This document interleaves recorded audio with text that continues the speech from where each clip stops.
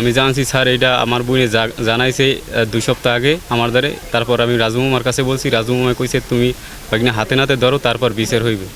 তারপরে এই হাতে নাতে কালকে ধরছে, কালকে আমি তাদেরকে সবাইকে জানাইছি। এখন স্যার আমি এটা লেজু বিচার চাই। এরকম করাইয়া আমরা কখনো দেখিও নাই বা শুনিও নাই। এই জন্য তো সবাই করবে, এই যে হয়েছে, এই যে দেখতে। আর বিচার চাই যেরকম হোক। আমি জানছি আমার সকালে পাঠাই দিয়েছে লুডু চানতে আনিয়ে রাঁধছি দিয়েছি। তারপর আমার গরু বনতে পাঠায়, মোবাইল হেরতে পাঠায়, আবার হানতে পাঠায় দুপুরবেলা। সেইকেলে মাইয়ের এই রুমের যাইয়ে জড়াইয়ে ধরছে। সেইফের মাইয়ে আমারে কইছে, আমি তার বিচার চাই। সে আমার পাশে বসে আমাকে বাতাস দেয়, আমার গায়ে হাত দেয়। তারপর আমার মাজার নিচ থেকে অনেক জোরে চাইপা ধরছে পর সে আমারে উঠাইতে চায়, চাইপা ধরে উঠাইতে চায়। মানে আমি উপরে ছিলাম, সে আমারে ঠিক করে শুইতে বলে ওর ওভাবে শুইছস কি লেগিয়া, ভালো করে শো। তারপর আমি জোরে চিৎকার মারি, সে আমার ছাড়ে না। তারপর আমি তাকে ধাক্কা মারা চলে যাই। আমার ওড়না সে আবার ধাক্কা মারা ঠাড়া আমার ওড়না রাইখা দেয়।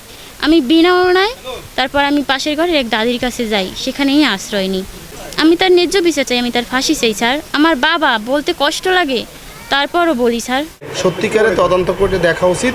যদি সত্যিকারে হয় তাহলে আইনানুগ ব্যবস্থা নেওয়া উচিত। আর একটা বাবা আসলে মেয়েকে দর্শন করবে এটি শুনলেই আমার সন্দেহ হয়েছে।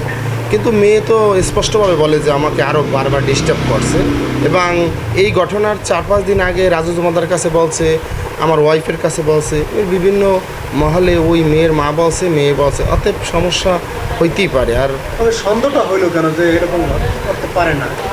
সন্দেহটা হয় যে বাবার কাছে মেয়ে নিরাপদ, মায়ের কাছে নিরাপদ, সেই জায়গায় এই ধরনের কাজ করতে পারে, এটা একটু সন্দেহ হয়েছিল। হ্যাঁ, কিন্তু বাস্তবে যে মেয়ের কথা শুনিয়া, ওর মার কথা শুনিয়া যে বোঝা গেছে যে আসলেই করতে পারে। এখন এক আল্লাহ জানে, আর ওই মেয়ে জানে, আর ওই ছেলে জানে।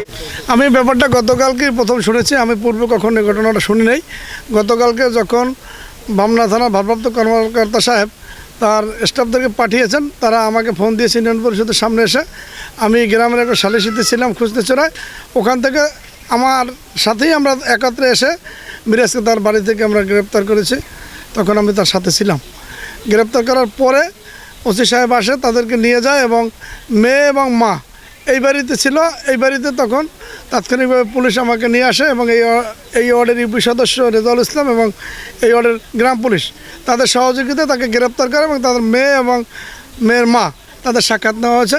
আমি যতটুকু জেনেছি যে এখন মা এবং মেয়ে তারা এই মানে তার বাপের বাড়িতে আছে, আর ছেলে তার ওই বাড়িতে ছিল। এখন তাদের ভিতরে আত্মকলহ নাকি আসলে এটা ঘটনা সত্যি। যদি ঘটনা সত্যি হয়ে থাকে আমি মিরাজের ফাঁসি কামনা করি, আর যদি মিথ্যা হয়ে থাকে তাহলে সেটাও মেয়ে এবং মায়ের বিচার হওয়া উচিত।